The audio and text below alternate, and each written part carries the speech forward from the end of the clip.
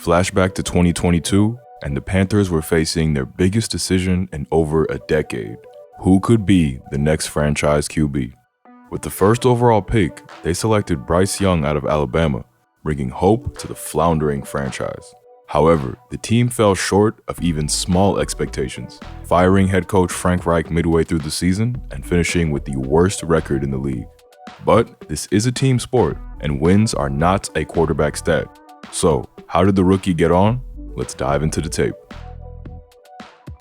Bryce's Bama film portrayed a passer with pure placement, and this progressed to the pros, delivering darts to tight contested targets in the short and intermediate game.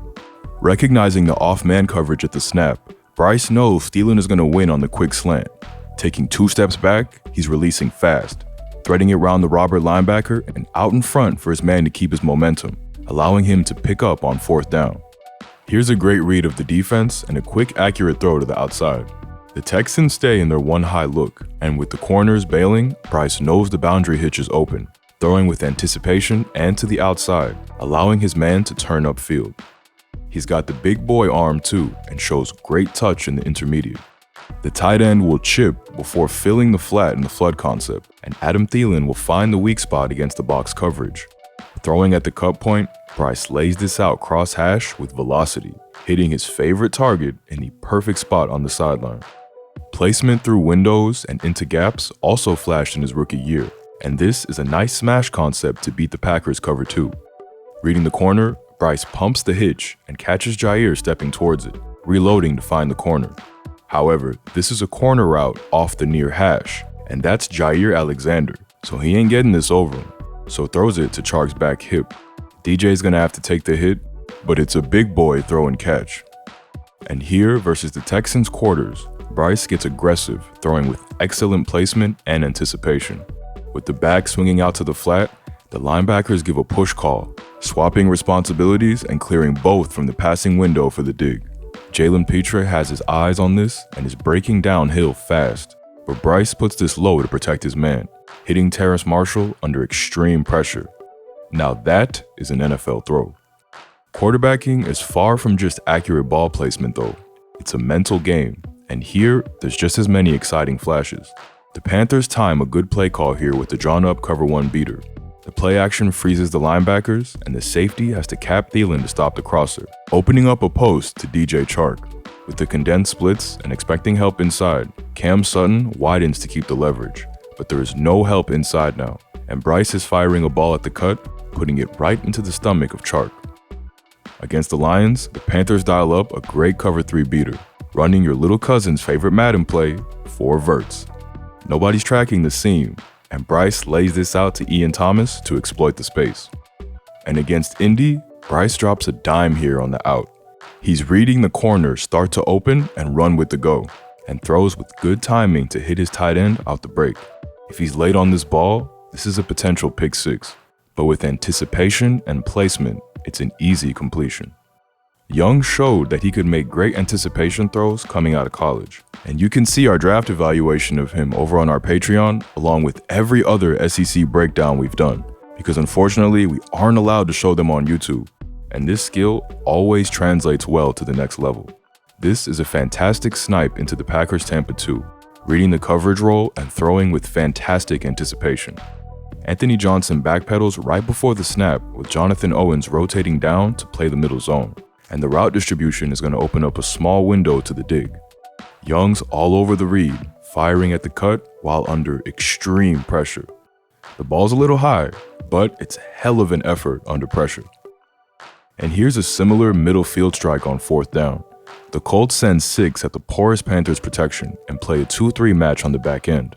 But calling the blitz always leaves holes, and there's a window for Tremble to hitch up in. The backer crashes down to take away the curl, so Bryce winds up before Tommy Tremble has made his break, hitting the narrow window with the safety crashing down. On a long 3rd down against the Texans, Bryce throws a beauty a full step before the break. However, Jonathan Mingo can't bring this in, a common occurrence with the Panthers' pass-catching positions. Here it is again in the same game. Bryce reads the coverage perfectly, rifling on to Thielen on the dig, but even his reliable target isn't ready for this early ball.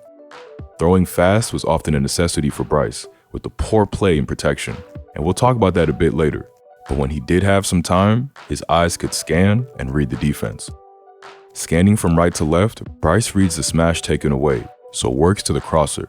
But with the middle zone tracking in the cover 2 zone, this is going to be a hard fit. So Bryce works backside to the deep spot, finding a weakness to attack for a chunk pickup.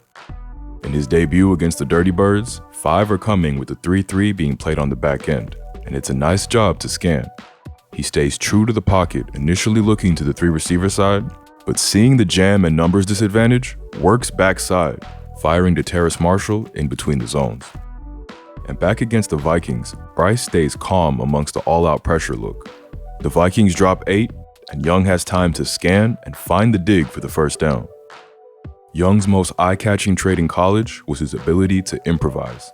He was a wizard behind the stout Bama O-line, able to consistently extend and keep plays alive to help create magic. However, the line in Carolina was anything but, and Bryce was consistently harassed his rookie year, containing this magic to mostly clever pocket movements, although the improv still flashed. Here's a subtle move, but it's necessary when you receive so much internal pressure. The center gets crossed and provides immediate pressure, but Bryce steps sideways while scanning, getting backside to the open receiver, delivering an accurate strike. Here it is against the Vikes. They show and bring the cover 0 look, and even with a good pickup, the edge is still suspect. Bryce steps up and through, and looks as if he's gonna just tuck and run, but keeping his eyes, he puts on the brakes to avoid Hicks and fires to find Thielen for the first. Down in the red area against Green Bay, the pressure's coming and everything is closed on the back end. So Bryce hits the ejector button, escaping out right to give a receiver time to break open. And Chark answers the call, receiving a well-placed ball on the sideline for the score. Considering he was lowering his eyes too much under pressure in college, this is nice to see. When nothing presents itself, even after the extension, he's got the movement and runner's vision to pick up some crafty firsts. Moving up the pocket, Bryce will keep his head up, but with nothing there, calls his own number, showing good vision to get wide to pick up the blocks. Getting close, he puts his body on the line to get the first, something he was a little too comfortable doing. Now, let's talk about some concerns. And honestly, they're the exact same things we worried about in college, and one that really threatens the future. First is footwork, because like in college, it is still all over the place. He rushes his drop or takes phantom steps in the process, drifting his line off the spot often, rushing to get to his platform, throwing with a very inconsistent base. This significantly limited his arm strength, not working his hips in sync with the throw, losing power that he definitely has. Feeling pressure coming off his backside, Bryce tries to check it down to his back on the out. But due to poor footwork, he's throwing it with just a flick of the wrist, leaving this behind his man. And if you throw behind on an out in the NFL, the result is always going to be 6 the other way. When your mechanics fall out of alignment, you can lose power, and this was especially noticeable on Bryce's deep ball. The instances are there. He has the strength. He just can't always tap into it. Aiming for the skinny post here against the Saints, his arm is coming through before the hip, rather than using his base to drive the ball and create that torque. He knows he's left it short straight away, jumping on the spot in frustration. And here it is again against the Falcons. Arms coming through way before the hip, and this reliance on the arm has him overthrowing this one, overcompensating for the lack of stability. We had concerns about him lowering his eyes amongst the rush in college, and here Bryce has done a decent job to clean this up, with old habits only occasionally creeping in. However, he still shows no regard for his body, and keeping his eyes up has only made these big blinding hits more frequent. He's gonna have Steven Sullivan open on the corner route, but the rush is coming in hot. He waits a beat before throwing, which only makes the hit worse, getting sent to the floor like a Child v mascot game. And the hit didn't even pay off, with the ball falling short. And honestly, I'm still really concerned about his size. It's definitely a limiting factor. There's too many batted balls. He's still holding on to the ball too long on middle field reads, and when you're getting ragdolled every game, the NFL will catch up with you. Smaller quarterbacks can succeed in the league, but you've got to protect yourself and play with tight mechanics to efficiently take advantage of your anticipation. Not all of this pressure was on him, and his supporting cast definitely deserves a large portion of blame for the offensive output, because they were really bad, y'all. They were bad. The line did him no favors, subjecting him to hits on what should be routine numbers advantage protections, and the receiving core as a whole struggled to get separation, leading to Bryce dancing his way into even more hits. So, what does this all mean going forward? Well, Bryce actually flashed despite the struggles around him. However, there was little improvement made on his problems at Alabama, making this a bit of a lost year in development.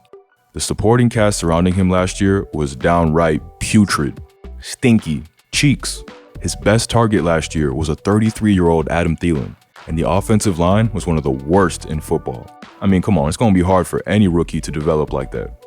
The draft brought 3 skill position players in Xavier Legette, Jonathan Brooks, and Jatavian Sanders, who could all contribute early.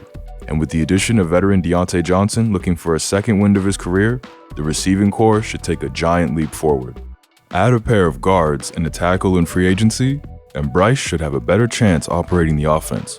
Under Dave Canales, the Panthers are as big a question mark as there is in the league. And that's never where you want to be if you're a young QB.